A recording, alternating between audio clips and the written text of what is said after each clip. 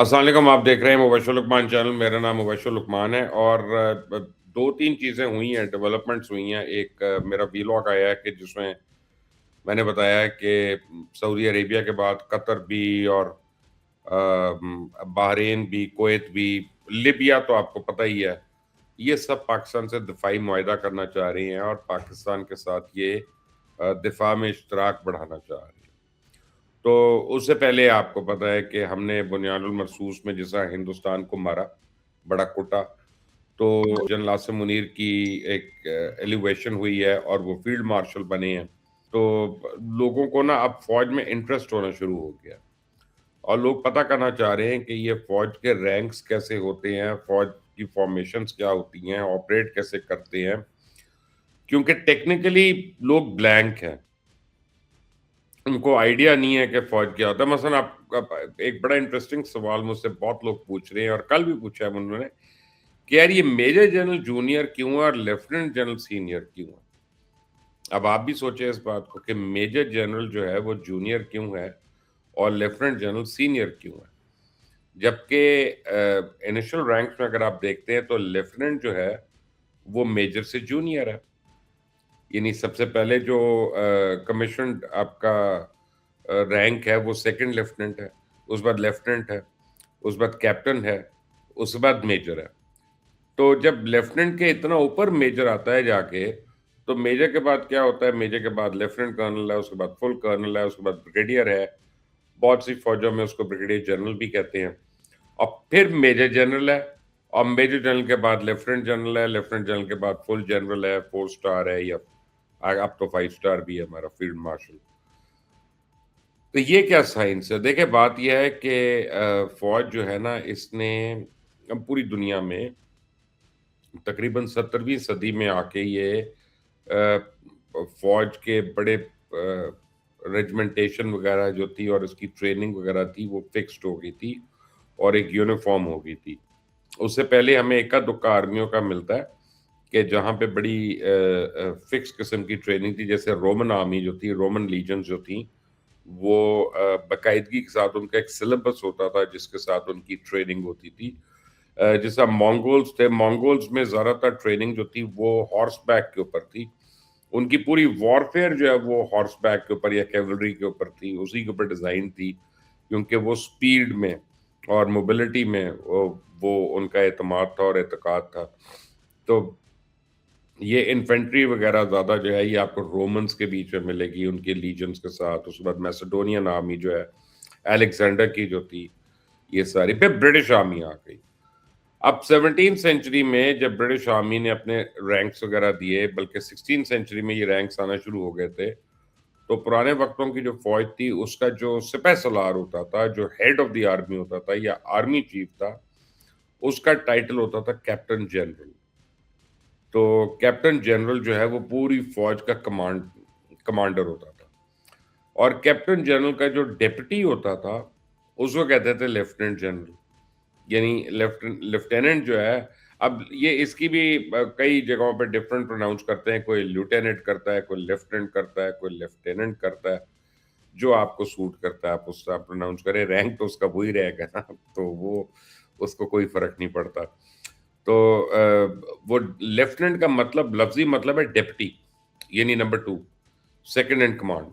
तो captain general के नीचे जो था वो लेफ्टिनेंट जनरल था। अच्छा, उसके नीचे जो था वो होता था मेजर जनरल, जो एक्चुअली उसका फुल डेज़िग्नेशन होता था सार्जेंट मेजर जनरल।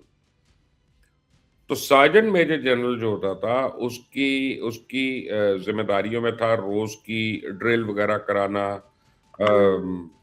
वो जो है रेजिमेंटेशन को बरकरार रखना, ट्रुप्स को देखना कि इनको खाना वक़्त पे मिला है कि नहीं, इनको किसी को छुट्टी चाहिए, किसी को कोई मसला है। ये सारी जो ऑपरेशनल प्रोसीजर्स थे सारे, वो सार्जेंट मेजर जनरल देखता था।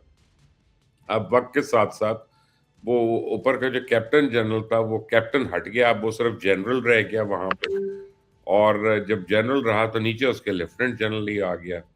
लेकिन इधर जो नीचे रैंकर्स में एक रैंक होता है जिसे कहते हैं आपने फ़िल्में देखी होंगी ना अगर अमेरिकन आर्मी की, तो उसमें वो देखें जो एक रैंक है सार्जेंट, सार्जेंट मेजर है, सार्जेंट है। तो वो बेसिकली आप समझे, अब आम जुबान में बता रहा हूँ आपको, हवलदार है। तो वो जो है वो ट्रेनिंग के लिए, जैसे यहाँ पे भी पीएमए वगैरह में, ओटीएस वगैरह में आपके जो एनसीओज हैं या जेसीओज हैं वो ट्रेनिंग करवाते हैं। मेन जो है ऑफिसर्स होते हैं, लेकिन असल में तो जेसीओज करवाते हैं, यानी सूबेदार, सूबेदार मेजर वगैरह, फिर नीचे हवलदार, लांस हवलदार वगैरह, इस तरह के जो लोग हैं। तो वो सार्जेंट मेजर आपको वहां पे नजर आएगा। तो इन्होंने इसके साथ सार्जेंट को वक्त के साथ साथ हटा दिया। तो वो मेजर जनरल जो है वो सार्जेंट मेजर जनरल, एक्चुअली उसे सार्जेंट जब हटा दिया तो मेजर जनरल रहा, लेकिन सार्जेंट हट गया। ऊपर लेफ्टिनेंट जनरल था ही, लेफ्टिनेंट जनरल, और कैप्टन जनरल के नाम के साथ उन्होंने कैप्टन हटा दिया और वो सिर्फ जनरल रहा। यानी फील्ड मार्शल बनने से पहले आप कहते थे जनरल आसिम मुनीर या जनरल बाजवा या जनरल राहील शरीफ, सारे तो वो एक जनरल, यानी 4 स्टार जनरल जो है वो थे। तो फौज में ना, फौज एक ट्रेडिशनल चीज है। फौज में ट्रेडिशंस का जोर होता है, फौज में हिस्ट्री का जोर होता है, फौज में रवायात जो है वो इम्पोर्टेंट होती हैं। फौज में वो जो है ना, वो आप जिस एरिया में अगर आप पढ़ गए हैं तो फिर उसके बाद उसमें जरूरी नहीं कि सही गलत का कुछ सोचेगा, जो उसकी आप समझे जो हिस्ट्री चली आ रही है वो उसके ऊपर ही ज्यादा रहेंगे। तो कभी किसी ने, अगर आज भी आप कहें कि जी मेजर जनरल को ऊपर कर दो और लेफ्टिनेंट जनरल को नीचे कर दो, तो मेंटली बड़ा प्रॉब्लम होगा उनको, क्योंकि सेंचुरी से वही चला आ रहा है, तो वही अब उनके लिए ठीक है। तो इसलिए इस पे आम आदमी को परेशान होने की जरूरत नहीं है। लोग जो सवाल पूछते हैं कि लेफ्टिनेंट जनरल क्यों सीनियर है और मेजर जनरल क्यों जूनियर है, तो या कई बार ये लोग कहते हैं जी ब्रिगेडियर को जनरल क्यों कह देते हैं, तो एक्चुअल रैंक जो है वो ब्रिगेडियर जनरल है। तो 1 स्टार जो होता है। और फिर लोग कहते हैं कि फौज में नंबर्स कैसे आते हैं जी, ये कैसे पता चला कि इस डिव में इतने लोग हैं, इस कोर में इतने लोग हैं। तो मैं आपको एक फॉर्मूला बता देता हूँ। अच्छा, ये फॉर्मूला आज के हिसाब से सही नहीं है, ये भी मैं आपको पहले वार्न कर दूं, क्योंकि अब बड़ी चेंज हो चुकी है फौज जो है, और उसकी ऑपरेशंस चेंज हो गए हैं, उसकी अप्रोच चेंज हो गई है, उसकी ट्रेनिंग चेंज हो गई है, वॉरफेयर चेंज हो गया है। इसीलिए आप यूनिफॉर्म के अंदर भी तब्दीलियां देखते हैं कि आप बैटल फटीग्स जो हैं आपकी, वो आपको ज़्यादा नज़र आती हैं। आपको हर जगह कोई ब्लू पेट्रोल वगैरह या सर्विस एसटीज वगैरह नहीं आपको नज़र आती। उसकी there is a reason for that.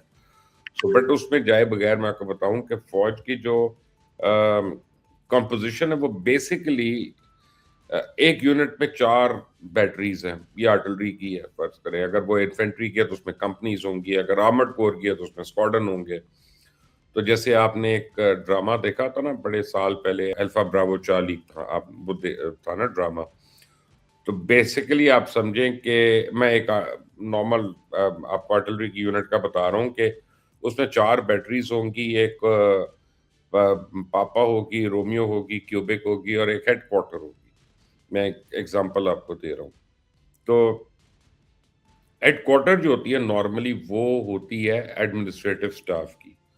बाबू हैं, क्लर्क हैं, आप समझें कि मौलवी साहब हैं, तंदूर तंदूर पे नान लगाने वाला है, रोटियां लगाने वाला है, बावर्ची है, कुक है, मैस हवलदार है।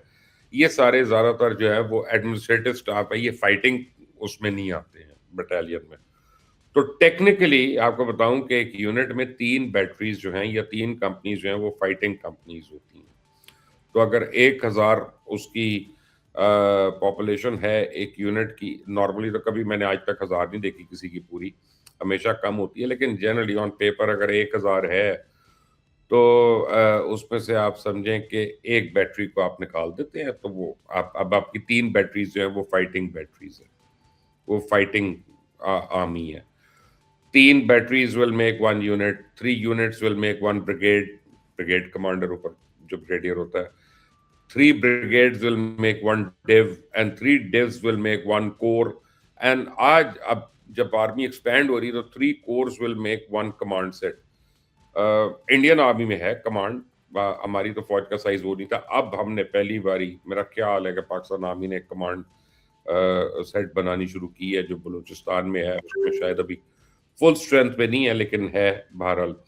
तो अब आर्मी का साइज़ बड़ा हो रहा है और आर्मी का स्कोप भी बड़ा हो रहा है। इसीलिए जब आप लोग कहते हैं ना कि यार इतने जर्नैल हमें नज़र आ रहे हैं, ये क्या वजह है? उसकी वजह ये है कि एक तो बर्नआउट फैक्टर बहुत है। बहुत शहादतें भी बड़ी हो रही हैं, बड़े लोग बहुत ज़्यादा हमारी शहादतें हुई हैं पिछले कुछ सालों में। उसके बाद आर्मी एक्सपैंड हो रही है आपकी, उसके उसके वॉरफेयर बदल रही है, उसकी टैक्टिक्स बदल रही हैं। कल तक कैवलरी बड़ी इम्पोर्टेंट एक चीज़ थी, आज रॉकेट वॉरफेयर इम्पोर्टेंट है। कल तक टैंक जो था समझा जाता था कि जनाब वो धौंस का आलम है, एक रौब जमाने के लिए। आज टैंक जो है ड्रोन के सामने एक लायबिलिटी भी है। वो $20,000 का ड्रोन है, वो $5 मिलियन का टैंक है। वो यूक्रेन ने देखें क्या किया रशियन टैंक्स के साथ, तो वो भी अब एक लायबिलिटी लगता है। तो वॉरफेयर जो कांस्टेंट चेंज हो रही है।